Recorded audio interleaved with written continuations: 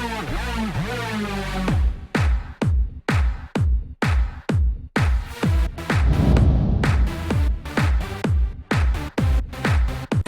out to everybody out there on White Street. You already know what it is. Salute everybody.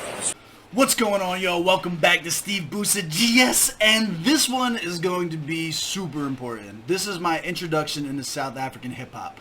The idea for this video is to be educational for those of you who are not from South Africa but are interested in South African hip-hop culture. Okay, what I basically have done is just outlined a few terms, phrases, locations that are super important to understanding a lot of the music that is coming from South Africa. I have personally fallen in love with South African hip-hop within the last 5 months of me reacting to it, digging into different interviews, interacting with different artists. More importantly, or even most importantly, it's come from interacting with the fans of hip-hop from South Africa down in the comments. Now, this is by no means supposed to be an all-inclusive, completely comprehensive guide to South African hip-hop. This is literally just like your first baby steps, how to make it a little bit easier, how to understand some of the things that you're going to hear and give context to some of the words and situations that come up in the music, okay? With that being said, feel free, if you are watching this and you are from South Africa, to educate us more down in the comments below. I want this video to serve as a hub for anyone who is interested in diving in to be able to get as much information as possible. So please, if you see somebody give good information down in the comments below, give them a like so we know that it's good information. I will be down there communicating with you guys and going back and forth. Salute, South Africa, stand up. Hopefully this is super educational and accurate. I put a lot of work into this. And hopefully it helps somebody. So feel free to share this video with reactors who are just getting into their first South African hip-hop experience, or with friends, etc., etc., etc., who are interested in diving into it. So let's get into it. We're going to break down the differences between two very important locations that come up in a lot of the music and just kind of go from there.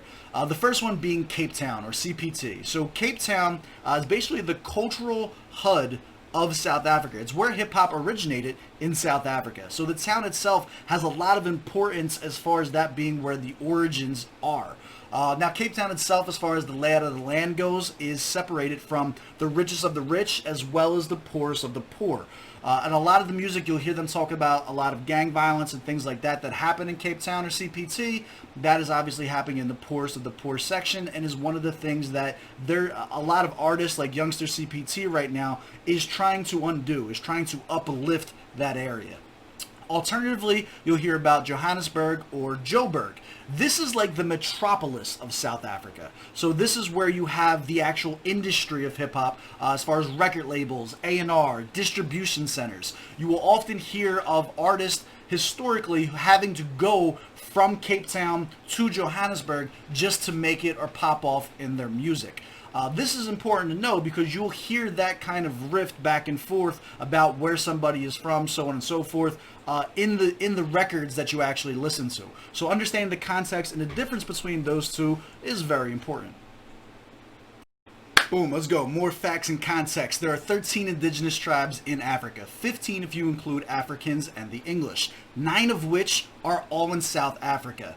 They speak 11 languages. However, when hip-hop hit the scene, it was actually considered a privileged art form because it was done primarily by those who spoke English.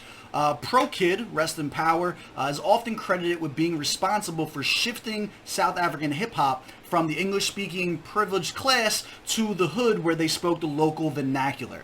You can also note that you will hear in music where they talk about friction between English hip-hop and those who speak the local vernacular, and which is considered authentic South African hip-hop. The last bit on the languages, you should take note that not everyone in South Africa has an accent. A lot of their media is actually English and America driven, and being brought up on that, there's a lot of artists that you wouldn't even be able to tell are South African just listening to them. One thing you will notice about artists in South Africa is a lot of their music does have a message and is considered more conscious than just club music, especially if that's the type of music that you're going to dig into and seek out, much like I did on my channel. You'll hear one word come up a lot, and I want to spend some time kind of explaining it and breaking it down. That is apartheid. The apartheid era for them, by definition, is a policy or system of segregation or discrimination based solely on the grounds of race. that sounds familiar to you, it's probably because it's no real different than the Jim Crow era in the United States. The biggest difference that I could find to give you some kind of context is that in America, blacks were considered the minority when the laws were passed, as opposed to in South Africa, they were the majority when the laws were passed. Of this era and of this music, one of the things that you're going to hear a lot of is the term colored. The term colored does not mean the same thing in South Africa that it does in the United States.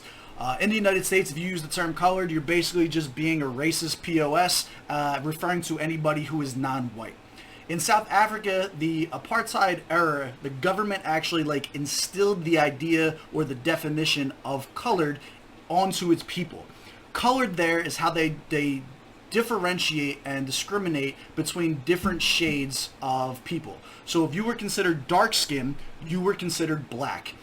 If you were light skinned or you had mixed ancestry, if one of your parents were from Europe and the other one was from Africa and you came out light skinned, you were considered colored. Even though the apartheid era is over, the term colored is still embraced and used a lot in the culture. Now, when I was doing my research on this, what I did is I just went on Twitter, changed my location to South Africa, look up the term colored and read, and it's very heartbreaking when you read a lot of the posts and stuff like that that come up. The one that stuck with me was like a quote, I'm going to paraphrase it, something along the lines of, the government convinced colored people that they were better than black people and less than white people, and they became comfortable with that. And that hit. That was that gives you a lot of context as far as that goes. And you will hear riffs between black people and colored people in South African vernacular that appear in music a lot, especially in the more conscious raps.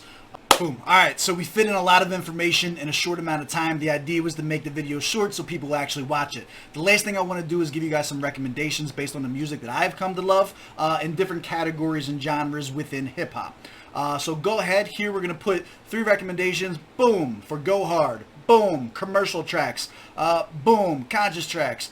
Boom, vibe tracks. All of these are available on my channel if you want to see a reaction or a breakdown, but I highly encourage you do listen to the original, support the artist, follow them on Instagram, follow them on Twitter, enjoy the culture. Leave down below, do you think this was helpful? Did you take anything away from this that you didn't know previously? Did this help you listen and understand any of the songs that you heard? I appreciate you coming, taking the time with me. I love y'all. Please keep supporting hip-hop all over the world, and I will catch y'all on the next one.